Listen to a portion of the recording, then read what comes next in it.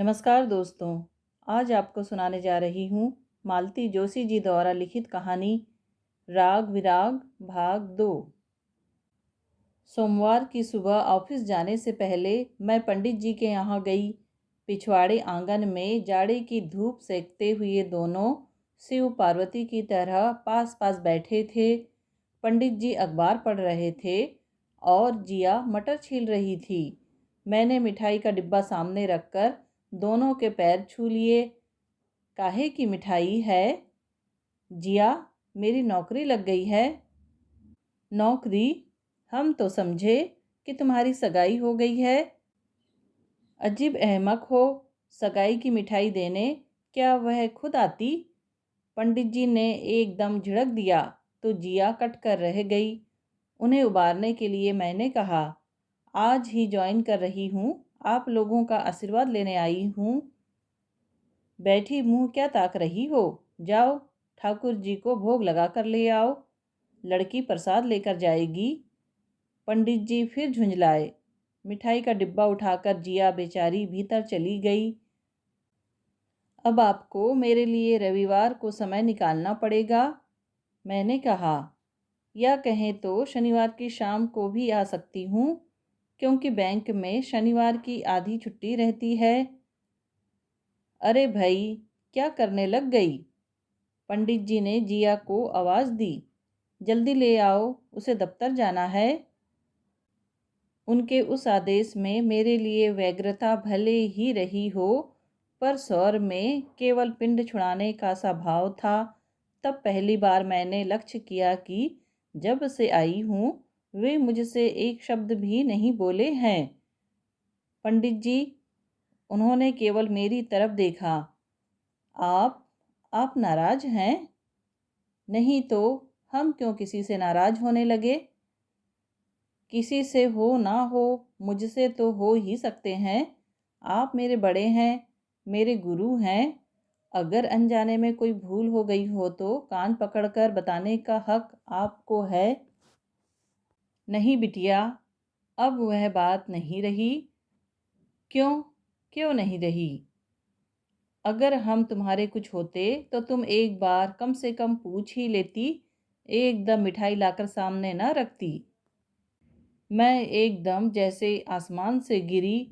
शर्म से मैंने सिर झुका लिया। सच, यह मुझे क्या हो गया था?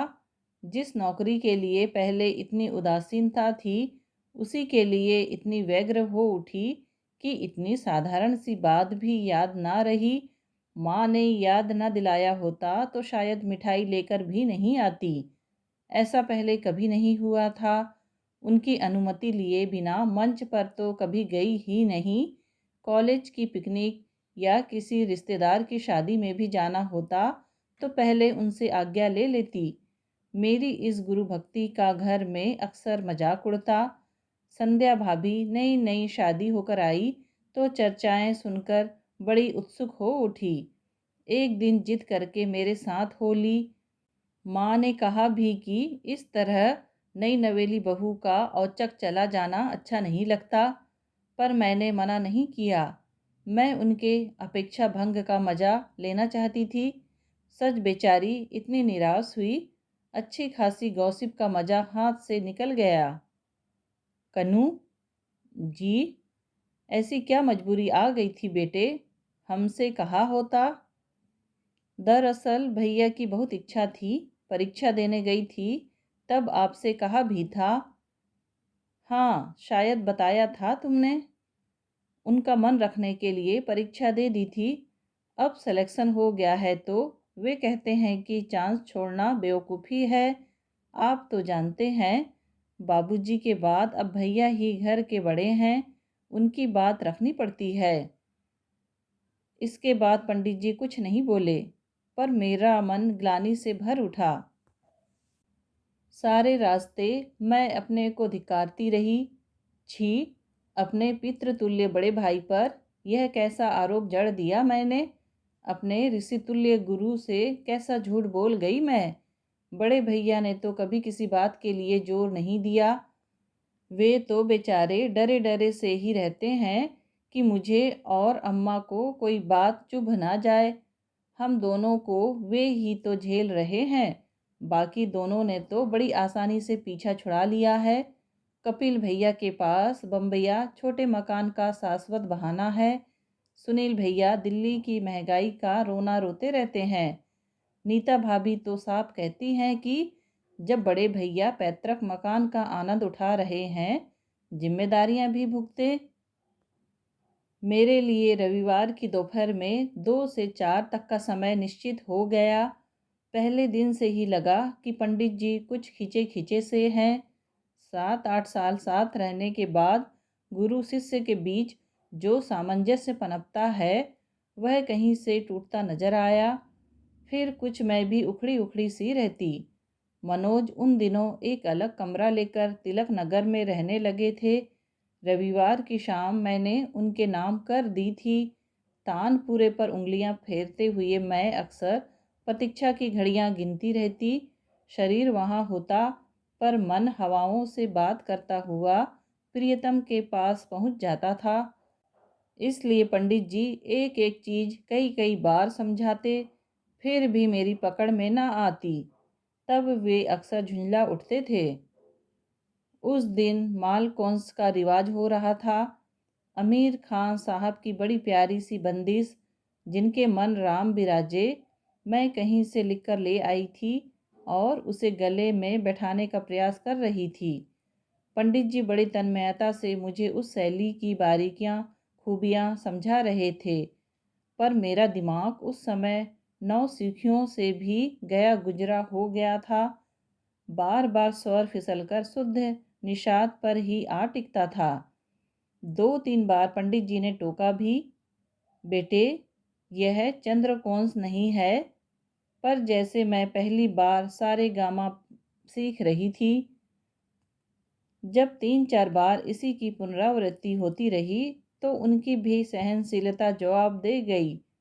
बस करो, वे चीखे। तान पूरा रख दो और दफा हो जाओ।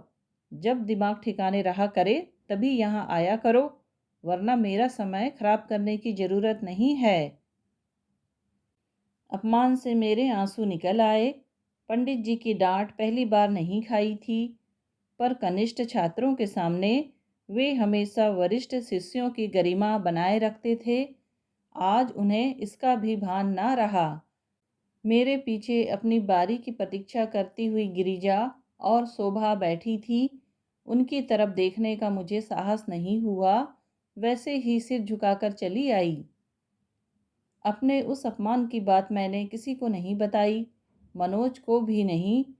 उस शाम मैं बुझी बुझी सी रही तो वे मुझसे कुरेद कर पूछते रहे, पर मैंने कुछ नहीं बताया। बताती भी तो वे शायद समझते नहीं। अगले रविवार को जब 2:30 बजे तक लेटी हुई मैं उपन्यास पढ़ती रही तो माँ ने टोका, आज जाना नहीं है ना? क्यों? माँ के इस प्रश्न पर इतने दिनों का बंधा अवसाद शब्दों में फूट पड़ा। माँ चुपचाप सुनती रही, फिर मेरे चुप होते ही बोली, इसका मतलब है कि अब तुम बहुत बड़ी हो गई हो, तुम्हें डांटने का भी अब किसी को अधिकार नहीं रहा। मैं हैरत से उनका मुंह ताकती रह गई। देख कन्नू, मैं अनपढ़ सही, पर इतना जानती हूँ कि विद्या गुरु के चरणों में बैठकर ही पाई जाती है। तू अगर उनसे ही अभिमान करने लगेगी तो इतने दिन का सीखा हुआ भी मिट्टी हो जाएगा। उस दिन माँ ने ठेल ठाल कर मुझे भेजा। मैं मुंह फुलाए ही घर से निकली थी और उसी मुद्रा में जाकर बैठ गई। लेकिन पंडित जी हमेशा की तरह अपने वात्सल्य स्वरूप में थे।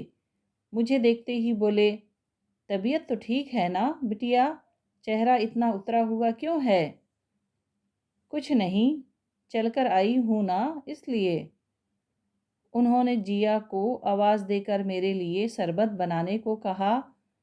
फिर मेरे संकोच को अनदेखा करते हुए बोले, मैं पहले ही जानता था कि ऐसा होगा। हफ्ते भर दफ्तर में मगजमारी करने के बाद गाना सीखने लायक दमखम तुम में नहीं है। कोई लड़का होता तो शायद निभा ले जाता, पर यह तुम्हारे बस की बात नहीं है। लेकिन पहले भी तो हफ्ते में 2 ही दिन सीखती थी। पर बाकी दिनों में तुम स्वतंत्र तो थी। तुम्हारा मन कहीं भटकता तो नहीं था। तुम्हारी शक्ति कहीं और तो खर्च नहीं होती थी। यह तो साधना की डगर है बेटा। शक्ति भी चाहिए और लगन भी। इस तरह 2 नावों पर पैर रखकर चलोगी तो बड़ी मुश्किल होगी। तुम्हारे लिए भी और मेरे लिए भी। बहुत आशाएं लगाई थी तुमसे। वे सांस भरकर बोले। तुम्हारे पिताजी से मांग लिया था मैंने। उन्हें वचन दिया था कि बिटिया को एक दिन संगीत शिरोमणि बनाकर रहूंगा। पर अब लगता नहीं है कि मेरा वह कौल कभी पूरा होगा। उनके स्वर में घोर हताशा थी, जैसे 8-10 साल की तपस्या पर किसी ने पानी फेर दिया हो। 8-10 साल पहले वाली वह बात याद हो आई। बाबूजी रिटायर हो गए थे और हम सब अपना सामान समेटकर भैया के पास आ गए थे। शहर के स्कूल का एक हौवा सा मन में था, पर बहुत जल्दी ही मैंने अपना सिक्का जमा लिया। लड़कियां मेरे कपड़ों का मजाक बनाती, मेरी भाषा की नकल उतारती, पर एक तुरुप चाल मेरे पास भी थी, मेरी आवाज़। महीने 2 महीने में ही मैंने कई फैन जुटा लिए थे। स्कूल के वार्षिक उत्सव में पहली बार मंच पर जाने का अवसर मिला। सुगम संगीत की प्रतियोगिता थी। मुझे तो नया कोई गीत याद भी नहीं था। वही पुराना सा घूंघट के पटखोल ही गा दिया और बाजी मार ली। प्रथम पुरस्कार के लिए जब मेरे नाम की घोषणा हुई तो कितनों के चेहरे देखने लायक हो गए थे। निर्णायकों में एक बुजुर्ग से व्यक्ति भी थे। कार्यक्रम की समाप्ति पर उन्होंने पास बुलाकर शाबाशी दी, नाम पूछा, फिर बोले, गाना सीखोगी? गाना? हाँ, अगर सीखना चाहो तो अपने पिताजी से कहना मुझसे मिल ले। उनका बताया पता रटते हुए ही मैं घर पहुंची। रात भर खुशी के मारे नींद नहीं आई। दूसरे दिन सुबह सवेरे मैं बाबूजी को घसीट कर सेठ रामदास जी के बगीचे में ले गई। वहाँ बीचों बीच श्री रघुनाथ जी का सुंदर मंदिर था। छोटा सा किंतु सुंदर सा। सफ़ेद पत्थर पर रंगीन नक्काशी थी। फर्श पर काले सफ़ेद संगमरमरी चौकोर टुकड़े जड़े हुए थे। युगल जोड़ी की मूर्तियाँ तो इतनी सुंदर थी कि आँख टिकी रह जाती थी। हम लोग पहुँचे उस समय आरती हो रही थी। बाहर इक्का दुक्का दर्शनार्थी खड़े थे। भीतर कल वाले सज्जन रेशमी धोती पहने आरती उतार रहे थे। बाबूजी तो उन्हें देखकर ही गदगद हो गए।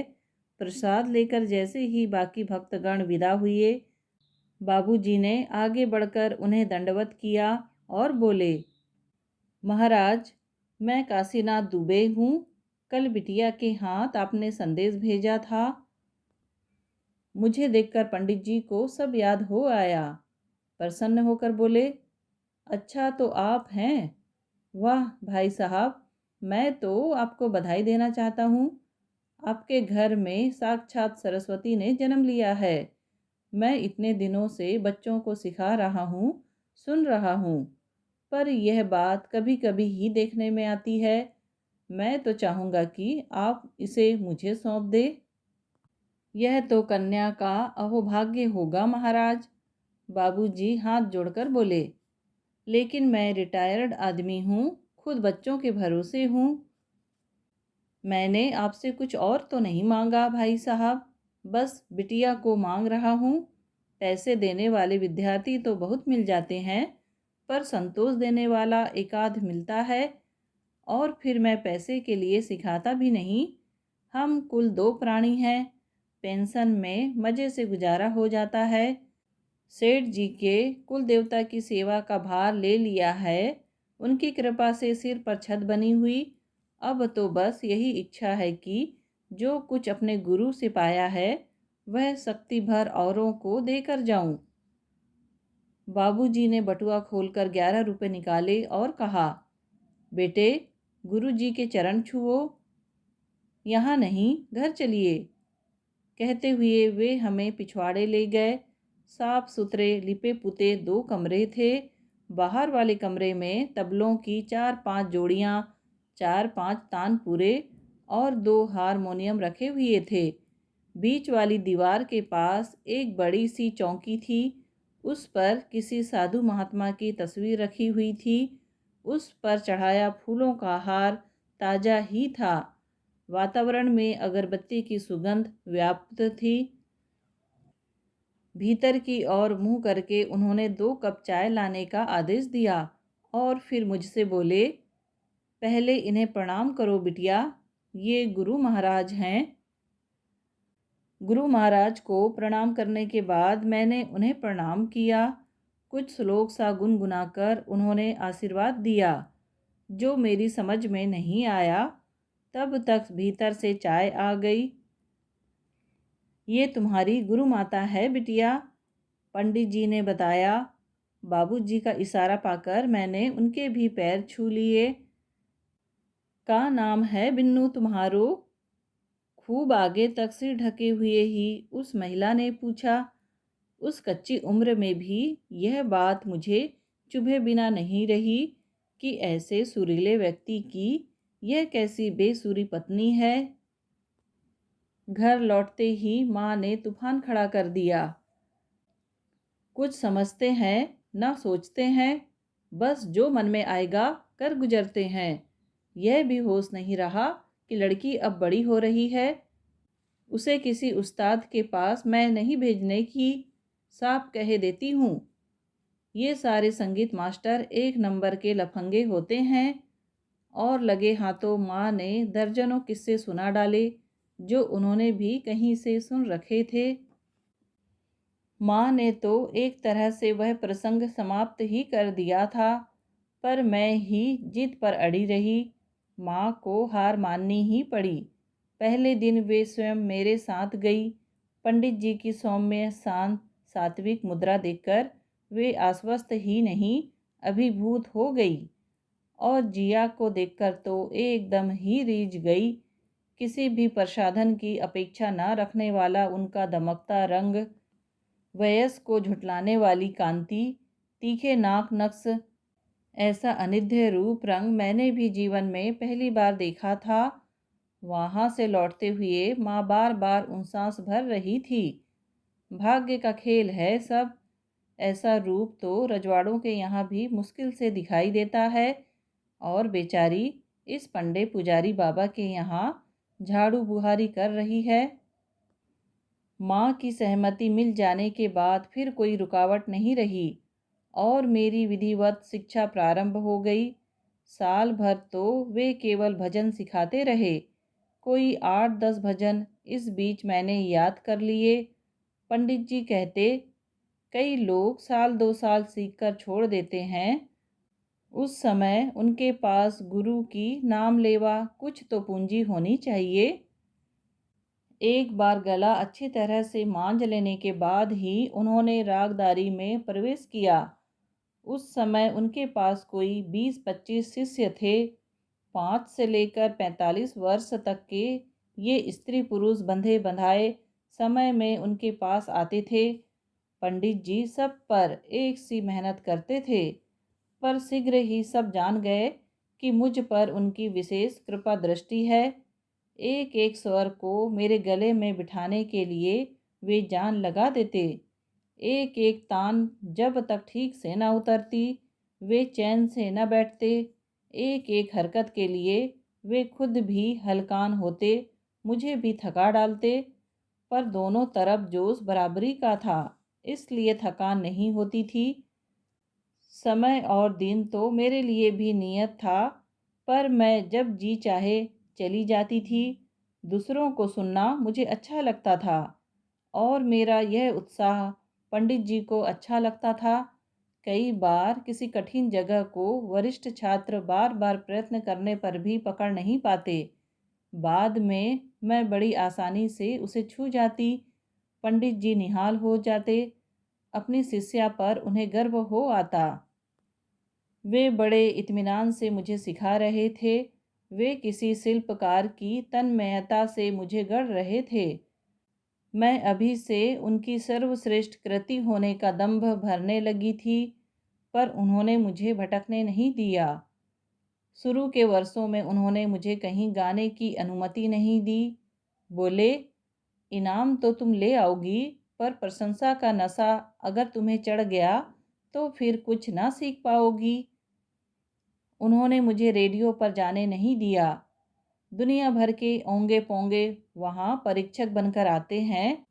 अगर ऑडिशन में फेल हो गई तो मेरी बदनामी होगी, अगर पास हो गई तो बंधी बंधाई लीक पर गाना शुरू कर दोगी।